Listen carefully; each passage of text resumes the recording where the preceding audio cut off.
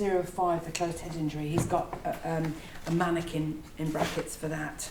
Early morning at the Army Medical Services Training Centre, and the plan for the day's casualties is underway. Do you want to have a go at the splenic bleed, actually? Or do you want to do the open femur? Either. I'll help you do the open femur. OK, cool. Over in the main hangar, the reservists are preparing for the first arrivals. The setup you see behind me is an exact footprint replica of the field hospital they'll be operating in Poland. The team have just been informed of the next scenario, which is a downed helicopter, so they're preparing to receive multiple casualties in the next few minutes. Sure enough, the first 2 patients soon arrive. Saber Strike is a huge exercise involving 20 nations. 306 Medical Support Regiment was specifically asked to take part as they bring specialisms which simply don't exist in the regular army. Ready to lift. Lift. Someone help me there. There's neurosurgeons, neuromedicine. It's also got women's health, so there's midwives, there's obs and gynae specialisms.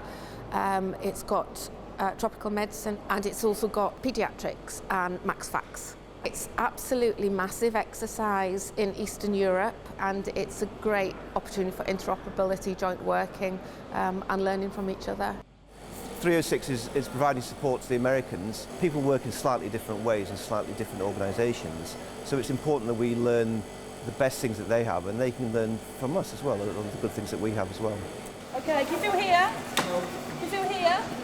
Yeah. Right, well done. Feel here? They may be preparing for a global NATO exercise, but elements of this training can be just as useful back home in the NHS.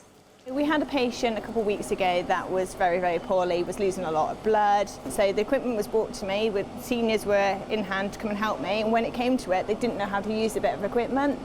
And without my military training and what I've learnt here and gone on courses, I wouldn't have known that either, because there was no funding, you don't really get trained on that. And so we had to, I suppose I had to step up to the mark and say, actual fact, I've done this, I've used this machine with the military, I'll show you how to do it. That's good. It's a really good match. It is. That's why it looks so weird, because it actually looks like my leg.